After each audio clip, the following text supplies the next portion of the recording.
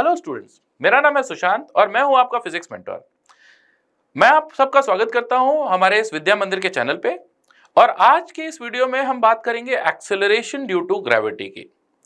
अर्थ के सरफेस पे आपको मालूम है, अर्थ के ग्रेविटेशनल फोर्स की वजह से जो एक्सेलरेशन छोटी बॉडीज में डेवलप होता है उसको बोलते हैं एक्सेलरेशन ड्यू टू ग्रेविटी। ठीक है, तो ये एक्सेलरेशन ड्यू टू ग्रेविटी में वेरिएशन कैसा आएगा विद चेंज इन रेडियस, ये हम समझना चाह रहे हैं। ठीक है, तो हमको मालूम है कि अगर ऐसा अर्थ है,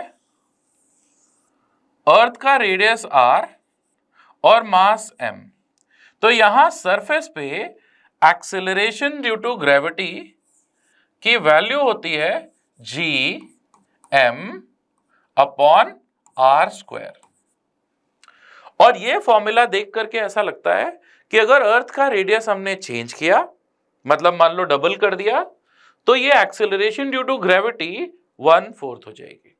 ठीक है, अच्छा, इसी फॉर्मूले को हम एक और फॉर्म में एक्सप्रेस कर सकते हैं। हमको ये भी मालूम है कि मास जो होता है उसको वॉल्यूम मल्टीप्लाइड बाय डेंसिटी लिख सकते हैं।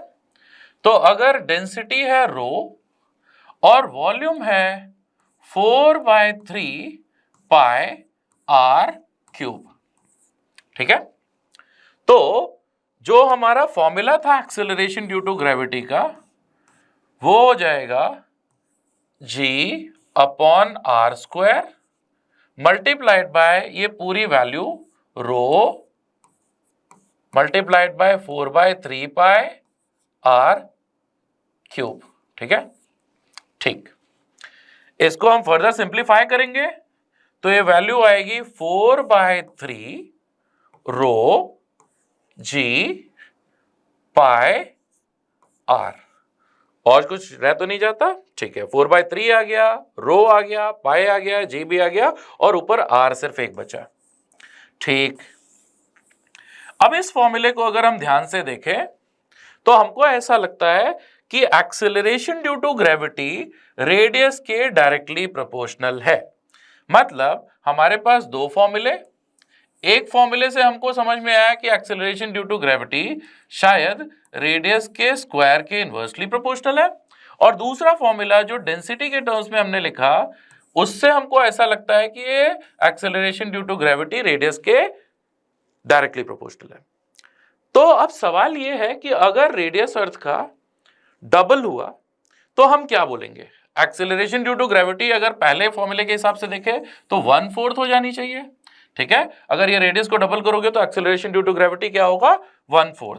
ठीक है, r डैश अगर 2r हुआ तो एक्सेलरेशन ड्यू टू ग्रेविटी 1/4। लेकिन दूसरे फॉर्मूले के हिसाब से आप देखो तो ऐसा लगता है कि रेडियस आप डबल करो और एक्सेलरेशन ड्यू टू ग्रेविटी क्या होगा, डबल हो जाएगा। तो कौन सी वाली चीज सही है और कब सही है उसको हम इस वीडियो में समझना चाहते हैं। ठीक है, केयरफुली आप देखो, ये पहला फॉर्मूला जो हमने लिखा था G is equal to capital G m upon r square. जब इस फॉर्मूले को देख करके हम ऐसा बोल रहे हैं कि G is proportional to 1 upon r square, मतलब हम ऐसा कहना चाह रहे हैं कि ये जो ऊपर बाकी की चीज लिखी हुई है वो क्या है, कांस्टेंट। ठीक है, तभी हम एक्सेलरेशन ड्यू टू ग्रेविटी को रेडियस के स्क्वायर के इनवर्सली प्रोपोर्शनल बोल सकते हैं। और अगर ये ऊपर वाली चीज कांस्टेंट, मतलब कैपिटल जी तो कांस्टेंट ही होता है, मतलब मास कांस्टेंट है। तो आपने रेडियस जो डबल किया वो कुछ इस तरीके से डबल किया कि मास उसका कांस्टेंट रह जा रहा है। लेकिन अगर दूसरे वाले फॉर्मूले के हिसाब से आप एक्सेलरेशन ड्यू टू ग्रेविटी को रेडियस के डायरेक्टली प्रोपोर्शनल बोलना चाह रहे हो तो ये साथ में लिखी हुई सारी चीज 4/3 रो जी पाई, इसको आप कांस्टेंट कह रहे हो। और इसका ये मतलब हुआ कि आपके लिए डेंसिटी कांस्टेंट है। मतलब अगर मैं अर्थ का, ये अर्थ है, ठीक है, इसका मैं अगर रेडियस बढ़ा रहा हूं, ठीक है, रेडियस बढ़ा रहा हूं, अगर अभी ये रेडियस है r और ये बढ़ा रहा हूं तो दो तरीके से कर सकता हूं। एक तो इसका मास कांस्टेंट रखते हैं और सीधे इसको एक्सपैंड करते हैं। ठीक है, और दूसरा कि हम इसके ऊपर और सारा मास ला करके इकट्ठा करने लग जाए और डेंसिटी इसकी कांस्टेंट रहने दें। जैसे ये पूरा अर्थ का रेडियस पहले r था, r की जगह पे अब 2r हो गया, और ये 2r करते वक्त आपने क्या किया, और सारा मास इसके ऊपर लाके इकट्ठा करना शुरू कर दिया, ठीक है। और अगर हमने इस बार डेंसिटी कांस्टेंट रखी है तो हमको फॉर्मूला कौन सा लगाना चाहिए, दूसरा वाला। मतलब इस केस में हम बोल सकते हैं कि सरफेस पर acceleration due to gravity radius double होने पर डबल हो जाएगी रेडियस के डायरेक्टली प्रोपोर्शनल। जबकि दूसरे तरीके से अगर आपको ऐसा अर्थ दिख रहा है जिसका रेडियस r है, इसका रेडियस को आपने बढ़ा के 2r कर दिया, लेकिन ये 2r करते वक्त आपने बाहर से कुछ भी मास नहीं ऐड किया, इसको एक्सपैंड करना शुरू कर दिया किसी तरीके से। मतलब डेंसिटी चेंज होने लग गई, डेंसिटी कम होने लग गई, कांस्टेंट क्या रखा था, मास।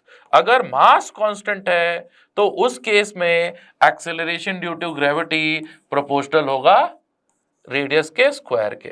मतलब आपने डबल किया है तो इस बार सरफेस पर एक्सेलरेशन ड्यू टू ग्रेविटी कितनी हो जाएगी, 1/4। तो आई होप आपको ये कंफ्यूजन क्लियर हो गया होगा कि acceleration due to gravity radius के कब प्रोपोर्शनल होती है, डायरेक्टली प्रोपोर्शनल कब, जब डेंसिटी कांस्टेंट, और रेडियस के स्क्वायर के इनवर्सली प्रोपोर्शनल कब होती है acceleration due to gravity surface पर, जब मास कांस्टेंट। तो थैंक यू बच्चों, इस वीडियो में इतना ही। और ये वीडियो खत्म आपने कर ही लिया है तो जल्दी से इस चैनल को सब्सक्राइब कर दें और हमारे वीडियोस को लाइक कर दें, जिससे ऐसे ही ऑसम कंटेंट्स आपको मिलते रहें। मेरा नाम है सुशांत और मैं हूं आपका physics mentor. Thank you so much.